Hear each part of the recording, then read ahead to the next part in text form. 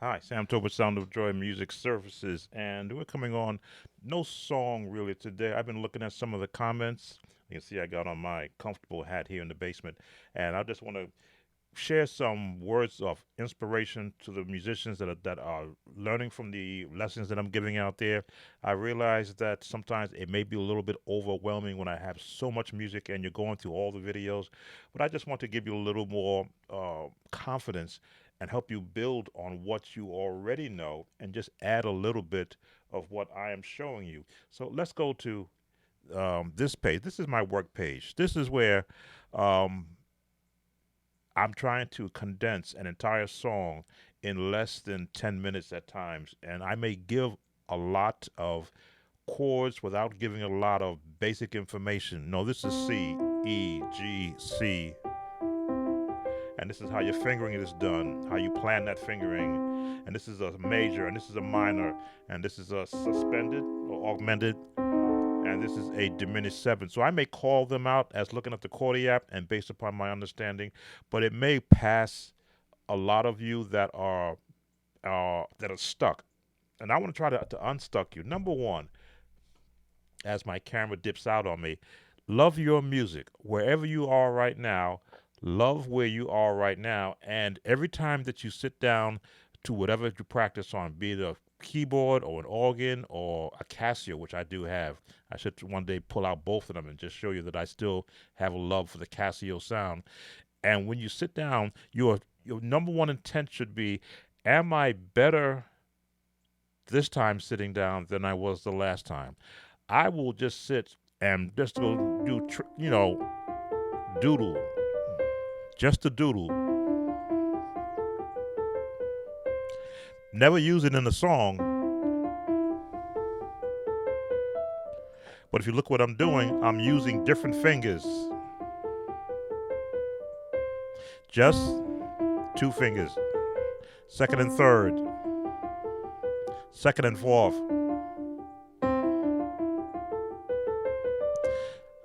the fourth and the pinky or five, just to doodle. Because at some point, I may have a need for the fingers to move quickly, and I need to know that when I call upon them, they're going to be there. When I'm practicing chords, um, again, I'll always give you any song that I'm giving you an actual demonstration on. I try to break it down to its basic components. It's a C chord, but now this is a different variation of it. I put an actual bass on the bottom, and depending upon where the song is going, I'll count them off: C, G seventh, C, F, C,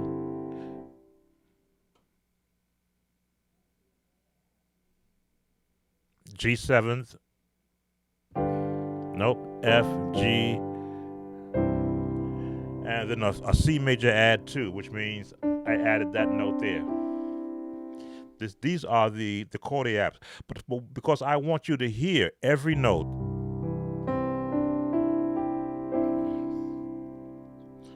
I want your ears to be able to tell you in that scale he gave me what notes I don't I hear that he's playing. That's the sound and the tone I want you to learn. Of course, I'm holding my sustain pedal so you can see those notes and to see how I formed this note here using my thumb to cover what 1, 2, 3, 4. There we go, 5 notes.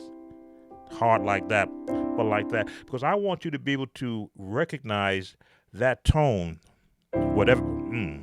There we go. Whatever key I might go into.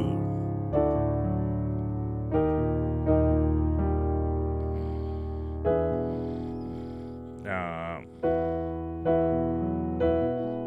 that's always the hardest one. So once you recognize what it sounds like in one tone and you hear it in another key, you won't have to look at it because you will know what that sound is. Going back to C. Now, what are the basic songs that you could learn to help build your music where you can love it? You find a song that actually resonates with you. Again, I've done so many songs. Every time I look at a new video that I put up, I always look at it to make sure that I covered everything. And sometimes I don't, but I'm trying to make it so that I don't give you everything in the song. I want you to go back to the video of that song that you asked for and fill in the missing pieces, and then you'll get that as you practice and then work on that song you're doing. That touch and that technique will come later as you hear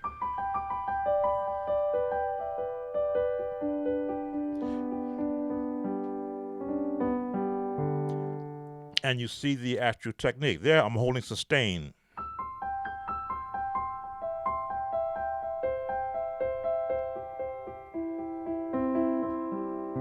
Using the sustain pedal is a technique. You're using it to hold notes in place, giving you free in your hands to go to other notes. And that's all it's used for. A help, because as you know, on a piano setting, the note will stop playing the minute you lift your hands. So if I want to get from here and get a chord down here, I have to use sustain.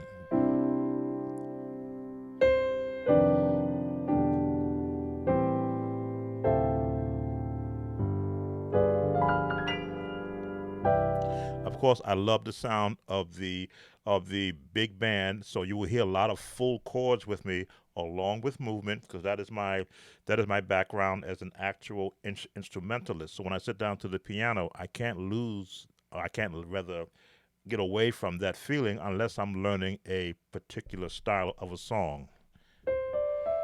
Let's see. There was one request about all the runs and the trills that I do, and that's just from learning other songs and hearing other musicians use it, and then I'll go get it. Maybe not do it as cleanly as they did it in that particular song, but to the point where I can hear it and be able to throw it in. And all this is just moving my fingers around the keyboard.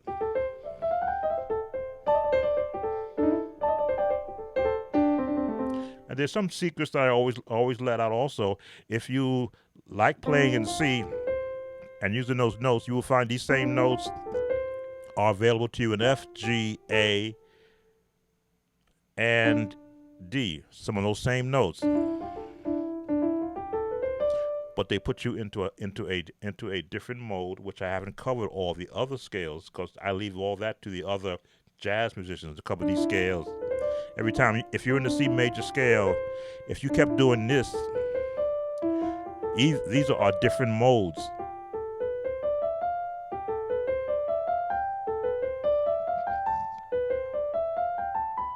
Those are all the different modes that you hear jazz players using. So if they're going,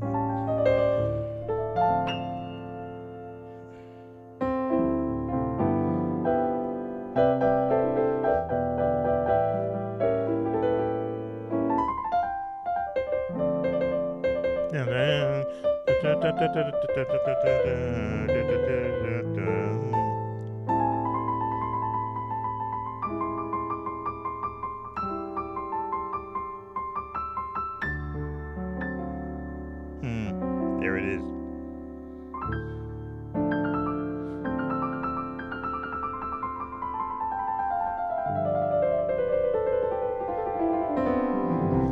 And all I'm doing is running the C scale, but picking out notes in particular modes depending upon the chord that I'm in.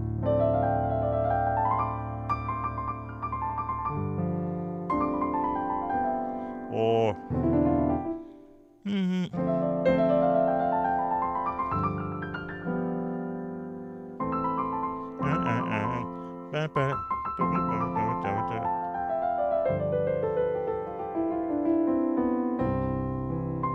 so all those things that I put into my own practice schedule.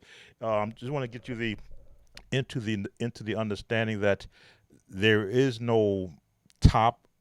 There's just, excuse me, there is no actual bottom to what you're doing. Every time you sit down and you practice or you play something, you're adding on to what you have. Now, to take on a lot, like if I wanted to do classical, I'm in trouble because I don't have the classical training from an actual classical musician. So I would be in trouble if I wanted to start learning something from Mozart or something from Brahms. So I would have to go and sit or take instruction from a master. But from a gospel standpoint, which is where I actually cut my teeth musically, I've still borrowed from all those different changes. If I hear someone doing something,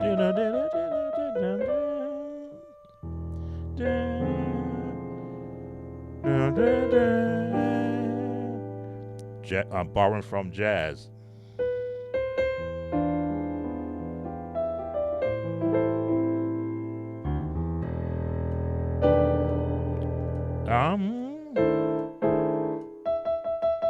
What's that chord I want? There it is.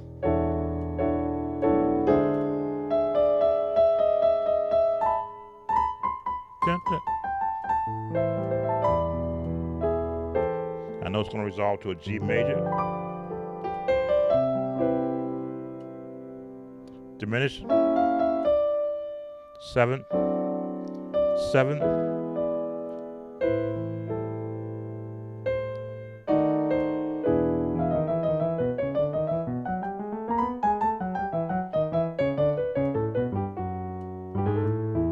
I'm thinking both hands doing octaves.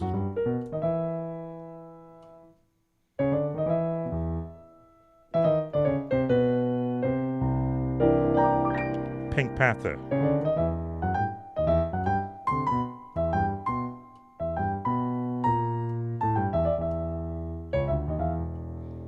Pink Panther just jumped into my mind. I'm in that key. I'm like, oh, dun, dun, minor.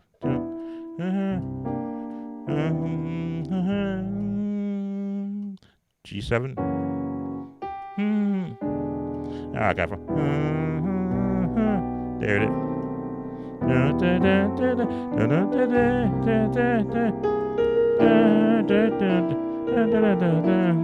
I gotta think of the chords that I hear.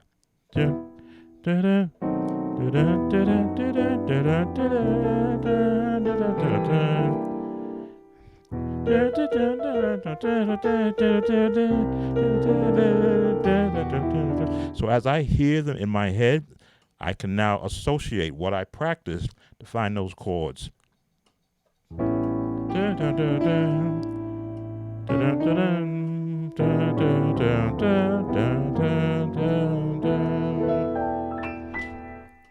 And then make something out of just practicing. And I started here.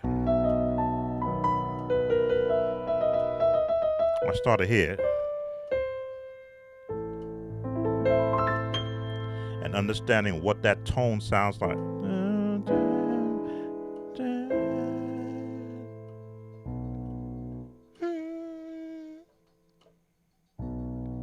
E, there it is.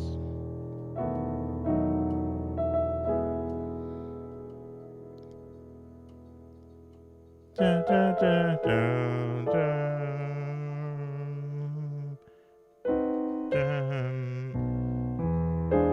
dun.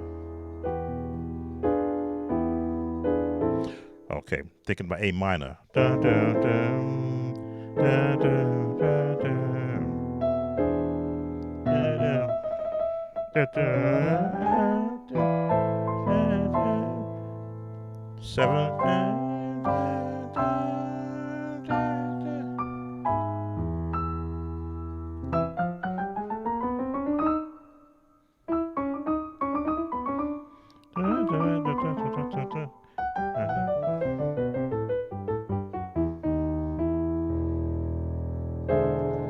I had to lock into A.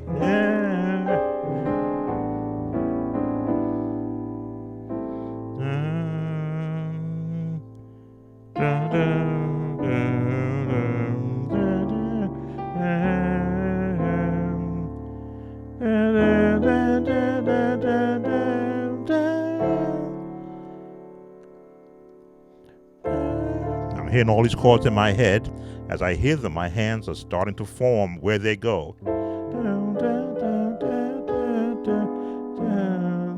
It's back into C. I'm hearing the melody, and my hands are forming the chords that I'm hearing.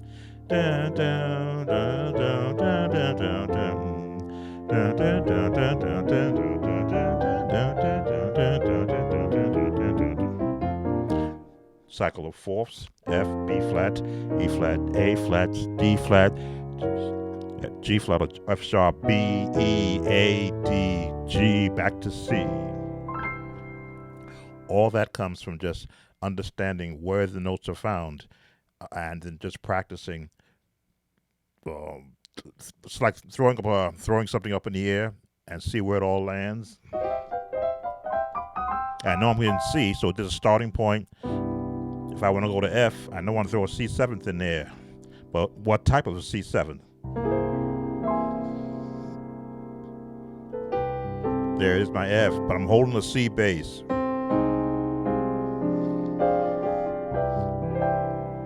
That's a nice jazz feel.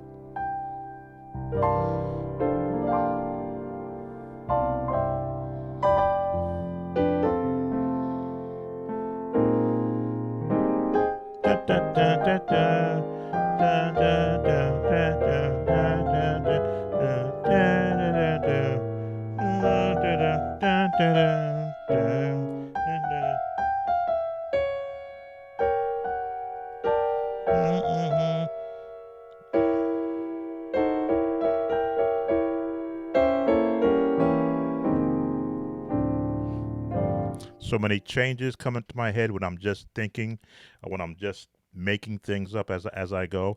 But then it's a good thing for me to be able to do that, because depending upon what song I'm in, I can pull, they say, out of my hat. Just that change.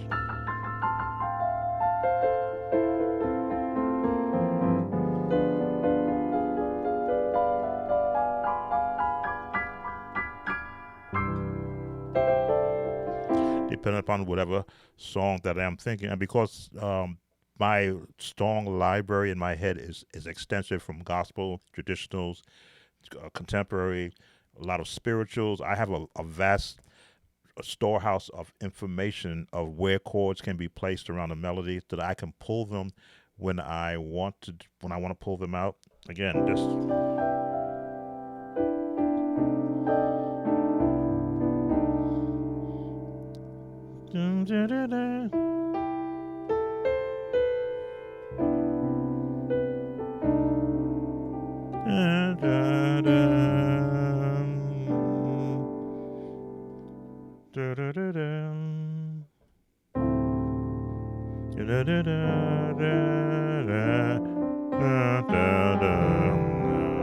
one of those jazz songs that I hear the melody in my head, and I know the chords are around where that melody is based upon the scale. I can pull it out. Same as Mary Had a Little Lamb.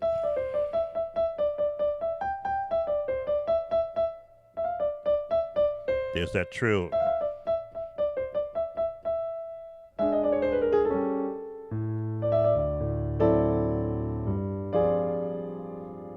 It's resolved.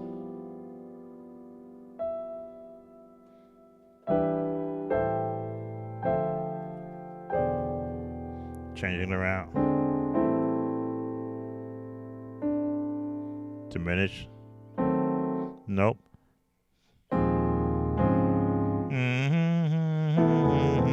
There it is. -6.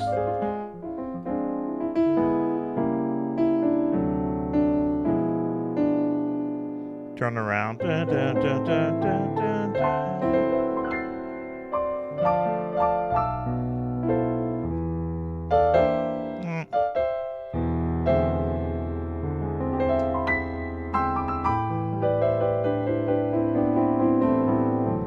How do I know what chord I want to put there? I hear it first, from all the practicing I've done. If I want this change,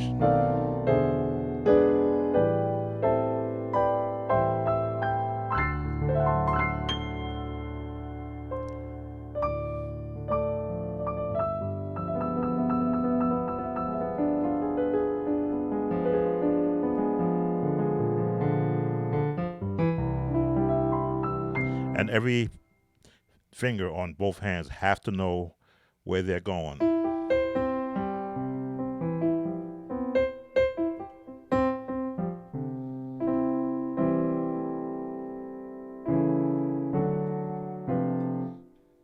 Minor,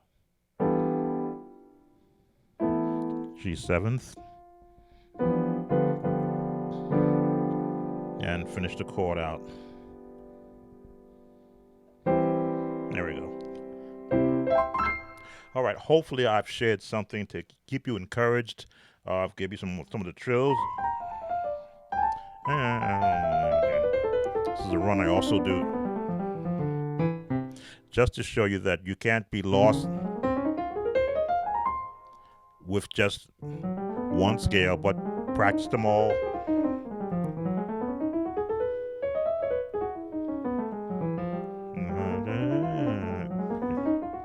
And run more than one octave. I'm talking, that's why I can't do it.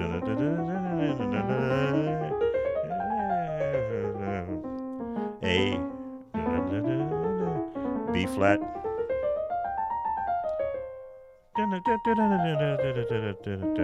and B major.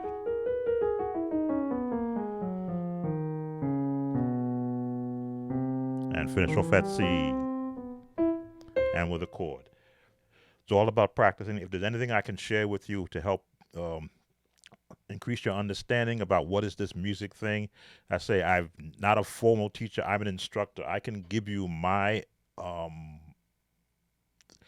my theory that I've used to be able to take apart any song I listen to help you become the best musician that you possibly can.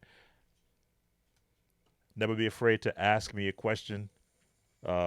That's why I'm here, to answer any questions musically to help you be the best musician you can, especially for your local church. Sam Tobert, Sound of Joy, Music Services. Please like the video. Please give your comments because they help me to understand what more that I need to give you. And like, and of course, subscribe. Share with your friends also. Take care. See you in the next video.